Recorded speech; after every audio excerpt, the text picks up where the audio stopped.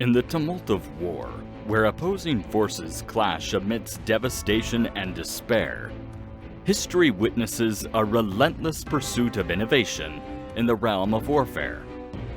Each side vies to wield a weapon of unparalleled power, capable of shifting the tide of battle decisively in their favor. Yet the quest for such advancements exacts a heavy toll, demanding the abandonment of conventional constraints and ethical boundaries. The creation and deployment of these weapons signify not only a desire for supremacy, but also the grim reality of sacrificing morality in the pursuit of victory. The Great Human Beta War was no different in regards to this concept. Every battle was a grim reminder that without new weapons to stem the tide, humanity would remain poised on the brink of destruction. The answer to this maxim was a project led by the United States of America. This project's goal was to reduce the expenditure of manpower and resources significantly on the battlefield, thus reducing losses upon humanity's limited forces and operations.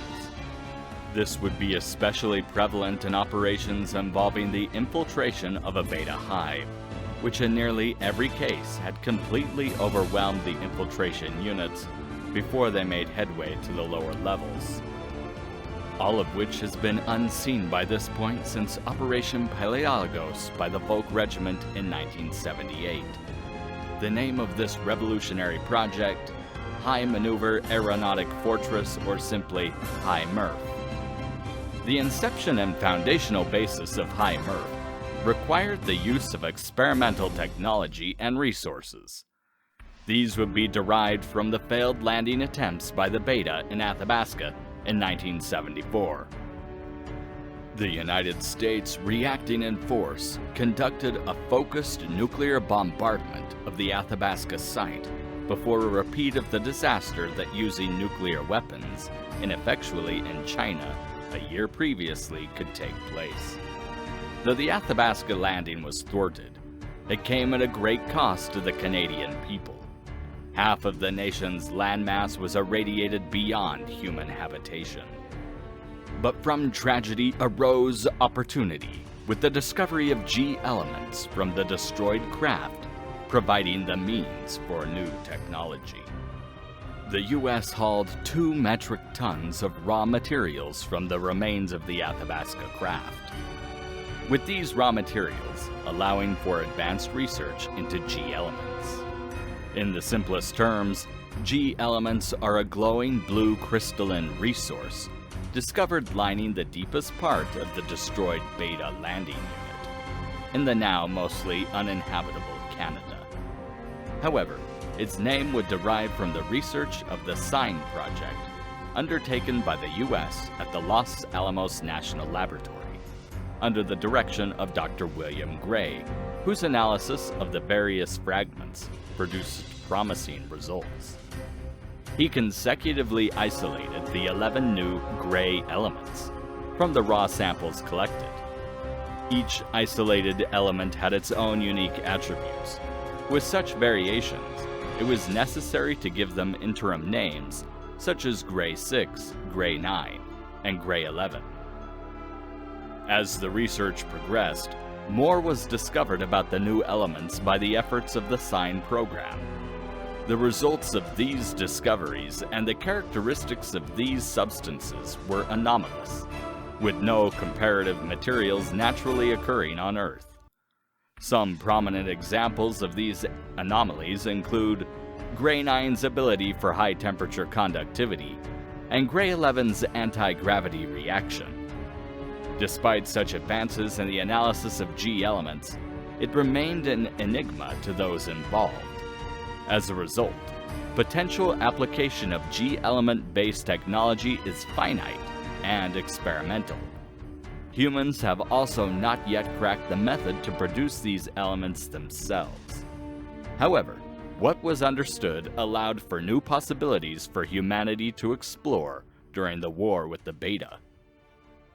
1975 would see the inception of the HI-MAERF project as the war on the Beta entered a new year, through a study of Grey 11 and an examination of the properties offered. Professors Karls Moorcock and Ristamati Lekte would submit a theory on gravity control. This venture would result in the development of the Moorcock-Lekte theory, and was based on the properties Grey 11 of all the Grey elements had to offer. The Moorcock-Lekte theory suggested utilizing the element's anti-gravity abilities to develop an anti-laser defense.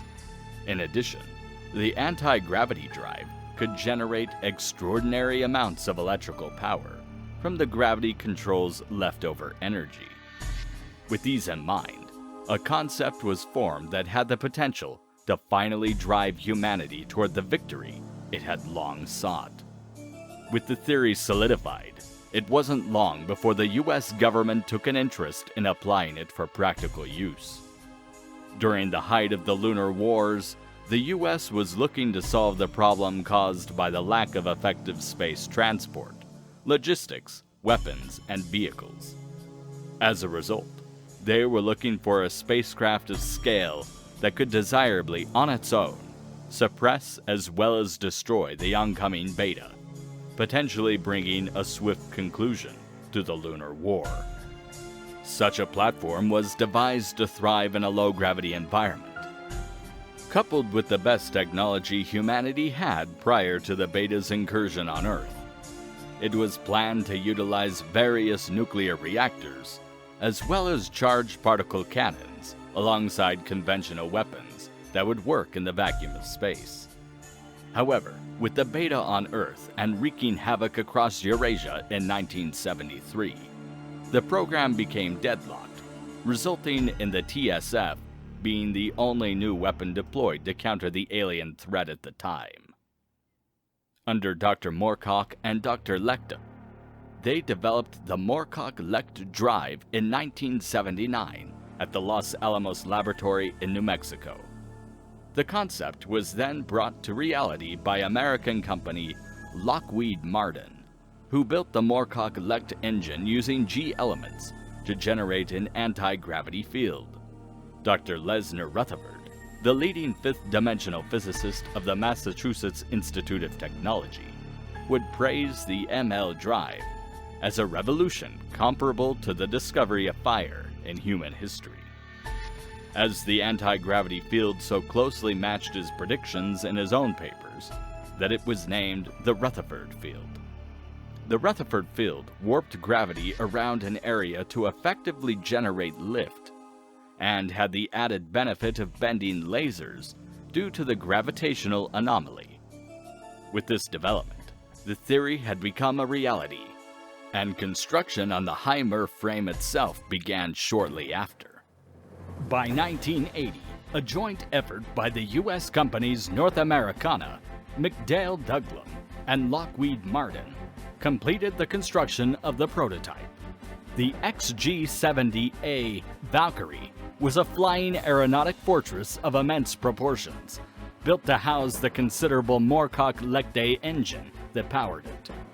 The craft stood a staggering 170 meters, and as a proof of concept, possessed only one experimental weapon, the charged particle cannon fitted to its bow. The charged particle cannon, or CPC, was a conceptual weapon that could only be wielded by the HI-MAERF prototype. It is a weapon utilizing atomic or subatomic particles, accelerated through magnetic fields along a set path. This was done by using a lens to focus the particles into a beam. The CPC fitted on the prototype took up its entire bow, and the only way to negate the inevitable recoil of such a weapon was the Moorcock-Lekte drive's anti-gravitational field. Used in tandem, these provided the perfect platform to fire a weapon of immensely destructive scale and have it remain stable in mid-air. Regretfully, during its maiden test run, the project ran into a fatalistic roadblock upon activating the XG-70a for the first time. The pilots were unable to control the Rutherford field, killing them instantly. The test flight cost 12 pilots their lives during the high maneuvering speed testing. The speed caused interferences in the Rutherford field that manifested a fatal gravitational anomaly in the cockpit, which could not be suppressed by the craft's processing power. It was an unmitigated disaster that forced the project back to the drawing board. There was, at the time, a plan to perhaps turn the XG-70 into an unmanned weapon. However, with the technology at the time, unmanned flight still did not allow for the high maneuvering combat speeds needed for the aeronautic fortress. It also could not handle the computations needed to properly control the CPC weapon. The final nail in the coffin for the XG-70 series was the successful test of the first G-bomb. In 1987, the Morpheus test saw the successful detonation of a G-bomb in White Sands, New Mexico. Congress henceforth shut down the HI-MAERF project, shelving it in favor of the new G-bomb initiative. By 1995, the G-bomb was being aggressively advertised by the US government as the solution to the beta threat. The Morpheus test was their basis for use on the battlefield. But an opposing force to this plan arose by Imperial Japan. The Japanese government put forth a plan of their very own, as penned by Professor Kazuki Yuko, a brilliant scientist from the Imperial University of Japan. She proposed the building of a quantum computer. The UN hastily approved the plan, and Professor Kazuki requested access to all previous research by all nations for the plan. The materials in question were extensive documentation on humanity's efforts to combat, communicate with, and understand the beta. With the groundwork finalized, Professor Kazuki proceeded with what would later be known as the fourth plan, Alternative 4, the second-to-last strategy aimed at securing humanity's ultimate victory. This initiative included reviving the failed HI-MAERF project, which had been shelved in favor of the G-bomb weapon series. Alternative 4 would acquire all HI-MAERF research, equipment, and the 3 XG series prototypes. However, the scarcity of G elements posed a significant challenge. The US government controlled the world's largest supply of G elements from the destroyed landing unit in Canada. So, in 1999, during the beta invasion of Japan, Professor Kazuki proposed a capture operation of the Yokohama Hive. UN Command and Imperial Japanese forces agreed, and thus launched Operation Lucifer. The ultimate result was the capture of the Yokohama Hive, and the UN erecting a base over the remains. With the Yokohama base established, the UN gained a supply of G elements for their Alternative 4 program. Despite controlling the Yokohama Hive, Alternative 4's resources were insufficient for long-term operations. Without further capture and understanding of Beta Hive facilities. Thus, the success of this plan became critical. Failure would cede control to opposing forces from within, potentially jeopardizing humanity's future. The first step towards realizing the viable use for the HI-MAERF project was a powerful computing system to control the aeronautic fortress. Professor Kazuki's proposal for a quantum computer was the answer. Known as the 00 unit, this device allowed previous problems with gravity deflection with the XG series to mostly be rectified. Despite the HI-MAERF project being shelved until the fourth plan's inception, Lockheed continued to make incremental enhancements, although the budget for such things proved limited at best. These incremental upgrades were crucial as, due to ulterior factors, the XG-70B Perseus, renamed the Susanoo, as a nod both to Japanese heroes and mythology, while also honoring the original design name, had to be pressed into service for Operation 21st.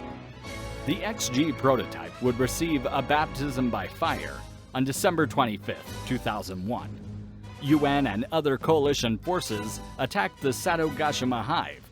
The XG-70B would enter the battlefield and be escorted by TSFs. The TSF escort was a stopgap measure for the aeronautic fortress lacking conventional weapons. And through great sacrifice, the XG-70B was able to use its particle cannon to destroy Hive 21. This marked a major turning point in the Great Beta War. However, there were still flaws that needed to be addressed. During the operation, the XG-70B suffered a major malfunction that rendered it inert. Its UN escorts, Special Task Force A01 Valkyries, were tasked with restarting the ML drive. Unfortunately, it became apparent that would not be possible, as a large beta counterattack was moving towards the XG-70B. With no alternatives left, Task Force A01 was ordered to retrieve the 00 unit and initiate the self-destruct.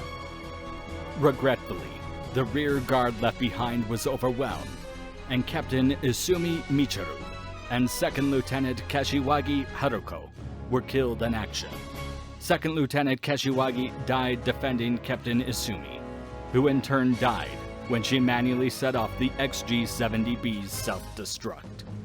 The massive ML drive set off an explosion that dwarfed the G-bombs dropped on Yokohama. The Satogashima Hive and the entire island were wiped off the map. Despite the flaws of the XG-70B prototype, the successful destruction of a Hive proved the aeronautic fortress a viable alternative to G-bombs.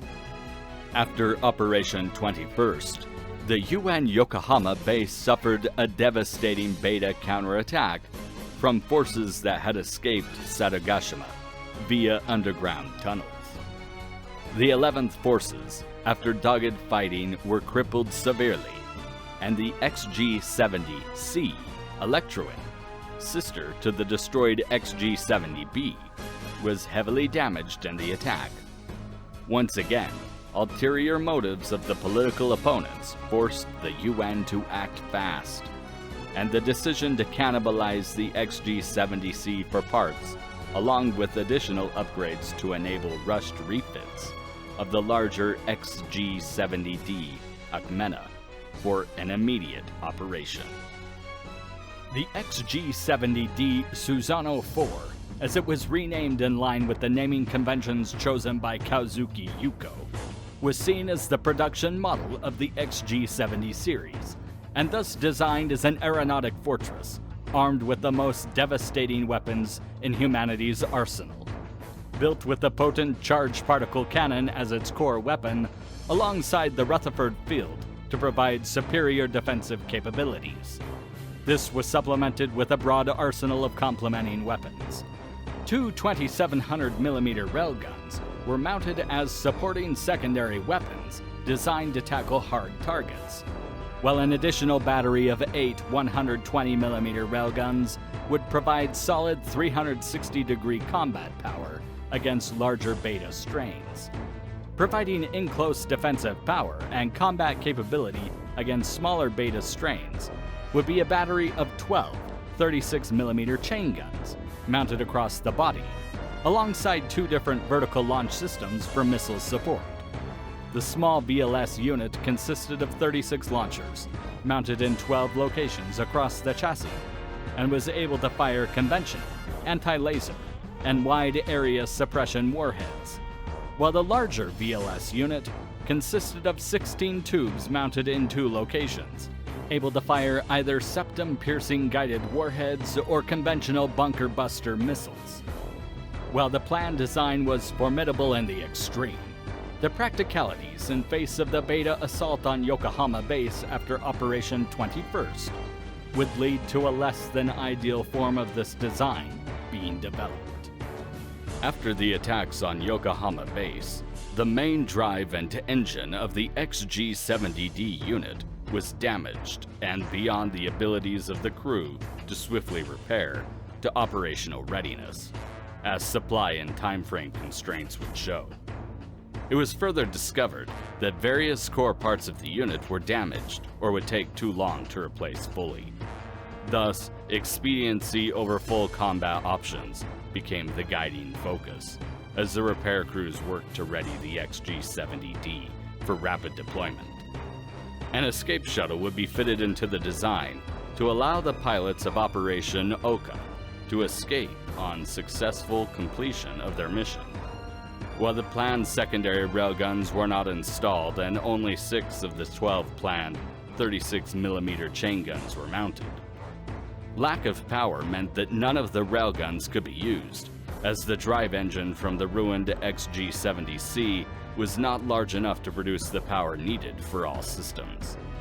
Independent batteries would be added to complement the drive's lower output for essential operations, while the lack of bunker buster missiles for the large VLS cells, caused by a critical lack of ammunition, was compensated for by loading the remaining S-11s from Yokohama base into conventional missiles. Remaining space was dedicated to loading on supporting weaponry for the TSF units that would be escorting the XG-70D into the operation and supporting it, enabling the XG-70D to serve as a supply base while providing additional support to the TSF escorts. Although somewhat handicapped by these deficiencies, it would partake in the greatest operation in human history. On December 31, 2001, Operation Ouka, alternatively known as Operation Cherry Blossom, would launch. Intelligence uncovered by Professor Kazuki showed the Beta were alarmingly close to adapting to human tactics. UN Command therefore hastily pushed up Operation Cherry Blossom to December 31st.